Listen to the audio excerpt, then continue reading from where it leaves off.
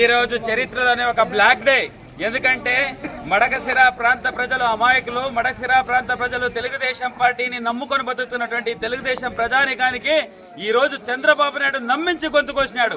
దీనికంటే నువ్వు పిలిపించి ఈరన్నని మడకశిర ప్రజలు పిలిపించి ఇంత విషం బట్టలు ఇచ్చి విషం ఈ రోజు విషం తగినా కూడా మీ నమ్మకంతో తగేవడం. అలాంటిది ఈ రోజు సునీల్ కుమార్ టికెట్ అనౌన్స్ చేసి 60 రోజులు డబ్బులు లేకుండా అప్పు సప్పు చేసి తీసుకొచ్చి ఈ రోజు ఖర్చు పెట్టి తెలుగుదేశం పార్టీని నిలిపారు ఇక్కడ. అది కూడా గుర్తు చేసుకోండి. నాన్ లోకల్ ఆ వ్యక్తి గురించి మొత్తం డిస్ట్రిక్టే బయటపెట్టింది ఆ వ్యక్తిని.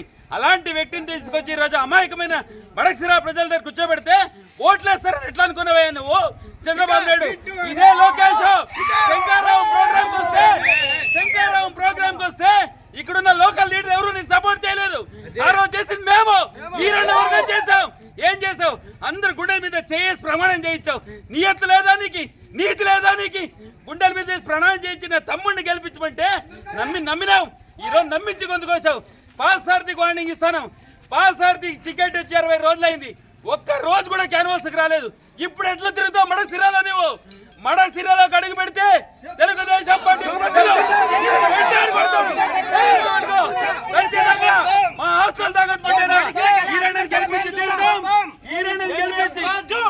గెలిపించి ఖచ్చితంగా అసెంబ్లీలో అడుగు పెడతాం. ఇదే ఈరన్న కోసం నువ్వు ఎత్తుకొని వచ్చే రోజు ఒకటి ఖచ్చితంగా తీసుకొస్తాం.